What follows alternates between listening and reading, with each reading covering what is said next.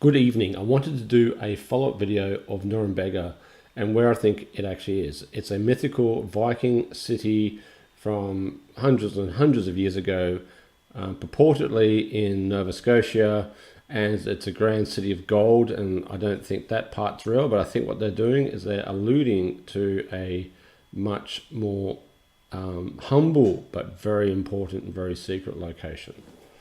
Okay, so I'll just wanted to show you two interesting things. Melbourne generally is the centerpiece of all of this. Okay, and there is a very interesting map. I mentioned this in previous videos.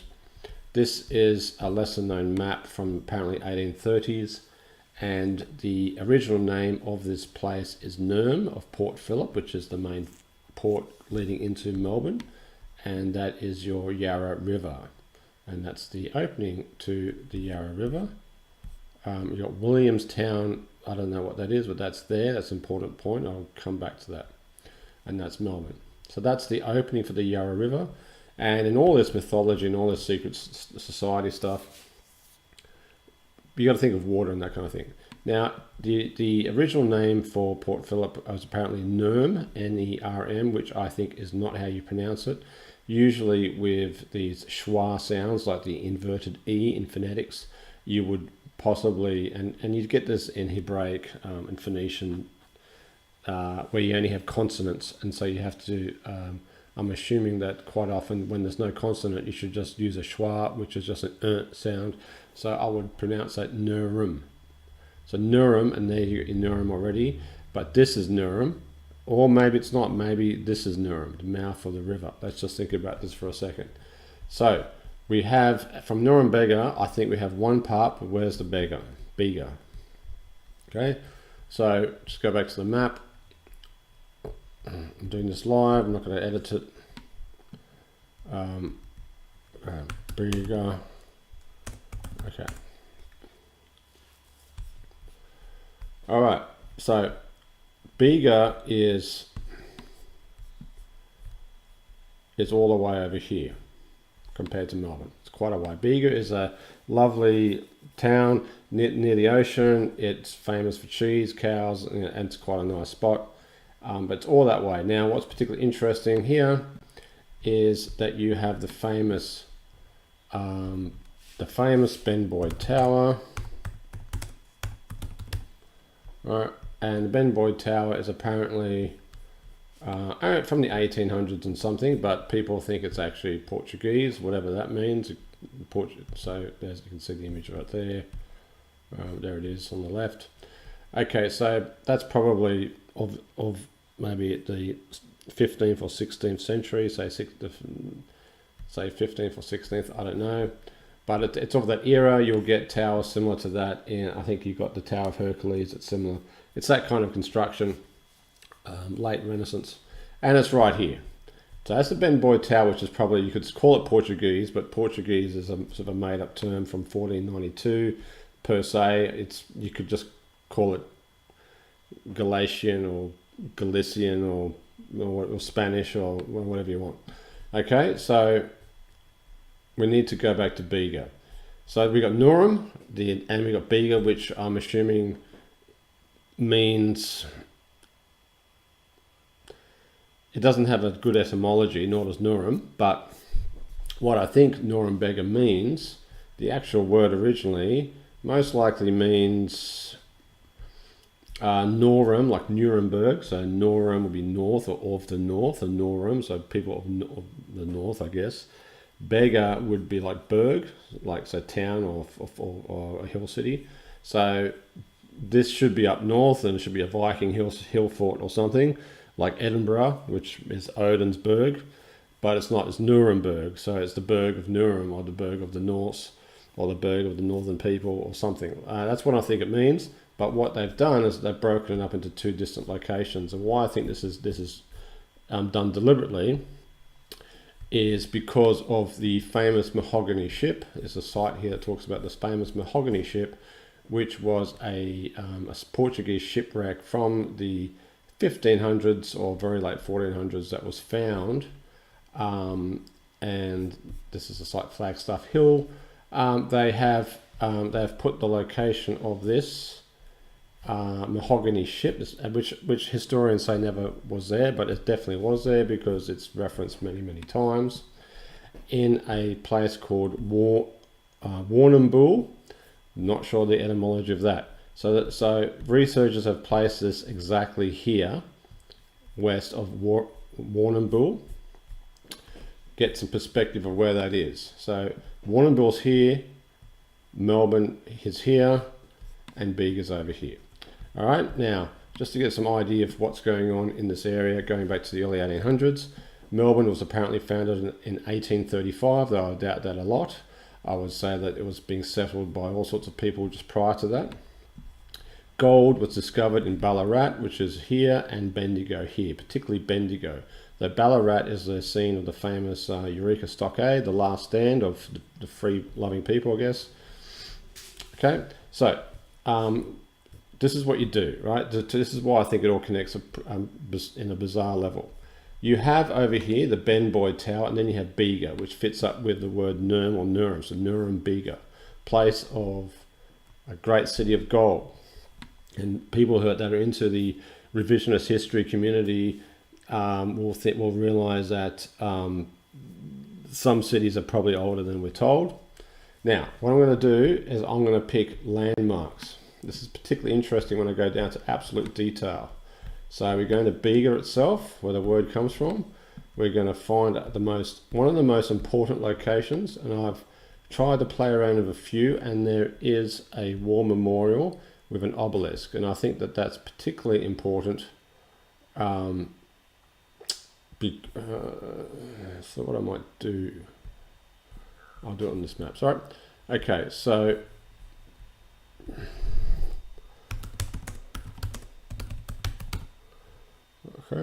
just go straight there, do it myself. All right, at the one near the swimming pool is an obelisk, and I usually will go for that as a marker. So Bega has a few of them. So one of them is about here. I'll just go with that for now. It's about here, sorry. So just going to do it live right in front of you. So measure distance. All right, but take it right away over here. Okay, and we're going to try to measure distance to that point that I showed you before, which is not here, but closer to here. So let's just double check that. So I should put the coordinates in, but I'm too busy stuffing around. Sorry.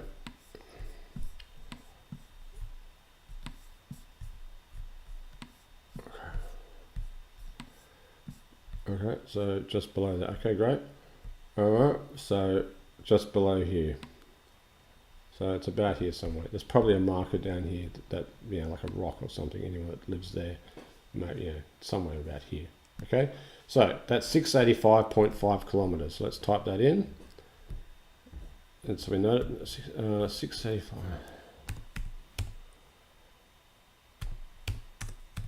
Okay, great. All right, now we got what I find interesting about. So that's from the ship all the way to the Bega Park. But where's Norem? Okay, this is where it gets particularly interesting.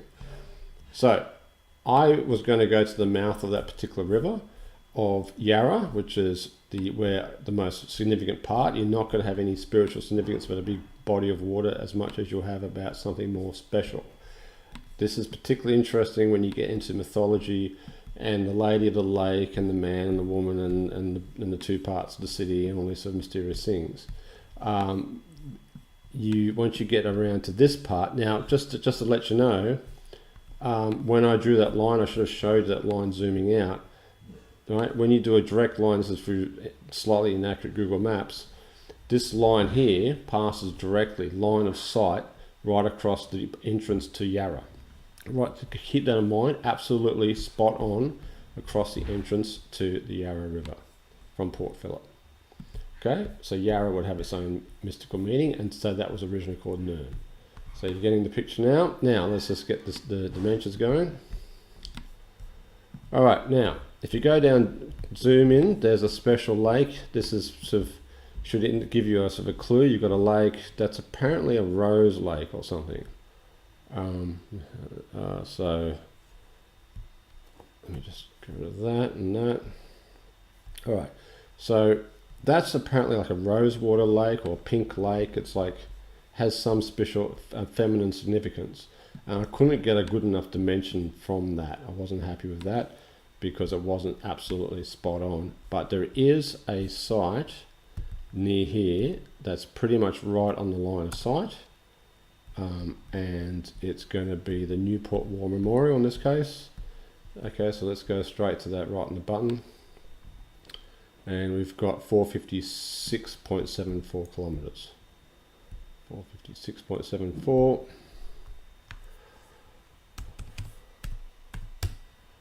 All right, now it may or may not be coincidence. Let's just see if we got a good match. Okay, so we have 450. Sorry, we've got 456.7 divided by 685.5. That should equal.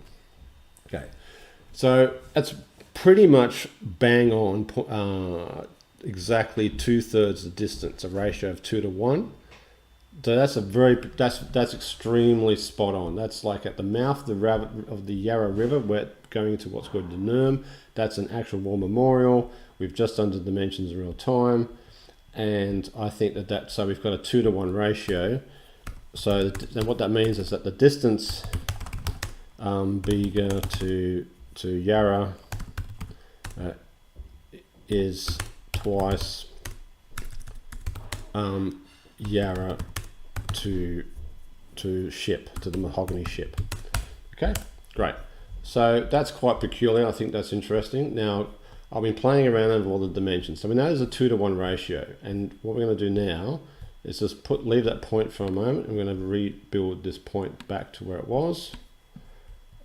It's going to be rough now because I don't think the people back then had exact measuring instruments, so we've got to give them a bit of slack. If there's a slight percentage error, which looks like it's only 1% so far. Let's see where we've got to go. About here. Okay, great. All right. Okay, so that's line of sight. Now what we need to do is we need to do another dimension point using this line of sight, and I want to go 90 degrees that way. But this time I'm going to do 50% again. So this is how I think the logic is.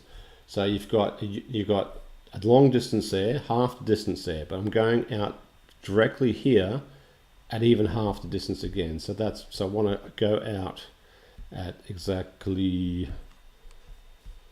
So we want to do 685. So let's just do the calculator. Let's do that. So okay.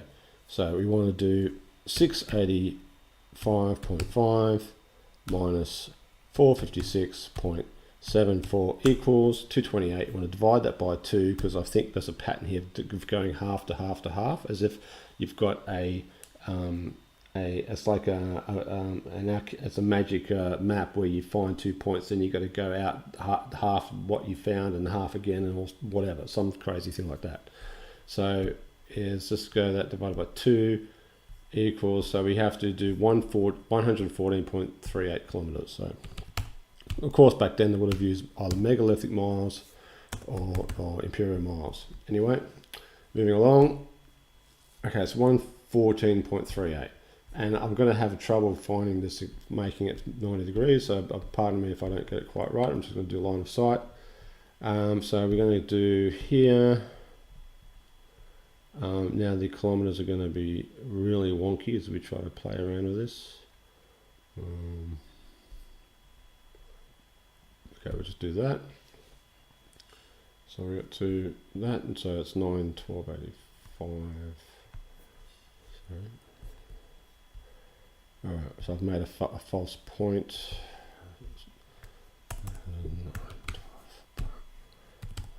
Okay.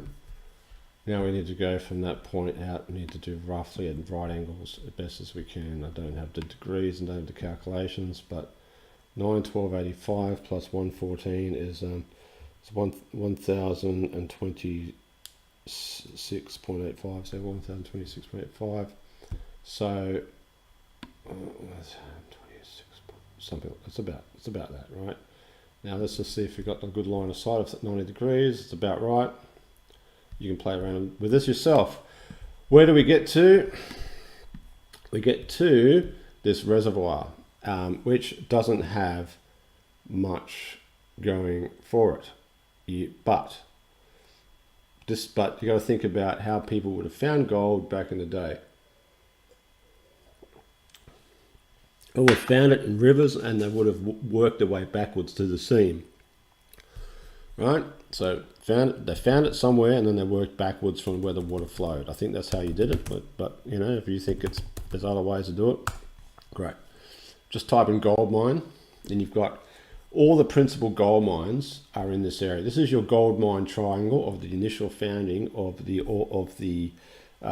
gold rush in the 19th century, and there's a second one up near Bathurst, which is way up here in this part of the world, and near Bathurst is a place called Ophir or Offa, which is the legendary Solomon's mine thing. So there's some kind of connection there. That's also that. So what I found here is that if I just did this exercise and did it again, I'm in the heart and a body of water, which has usually spiritual significance, and this would have been where they could have panned for gold long enough in order to derive where the gold mines are. And I'm assuming that anyone who knows anything could look at all the river flows and would have worked out this would have been probably a collection hub, so that you wouldn't mine for gold here, but obviously you could. That's where it sort of ends up, I guess, and then you could see where it comes. People who know more would elaborate. Okay, so to me that's pretty clear. Now, just to make it even more strange, if you would like to, this is where it gets possibly a little glitchy in the logic, and is that if you then say, well, okay, there's got to be something 90 degrees south, possibly half again of that distance.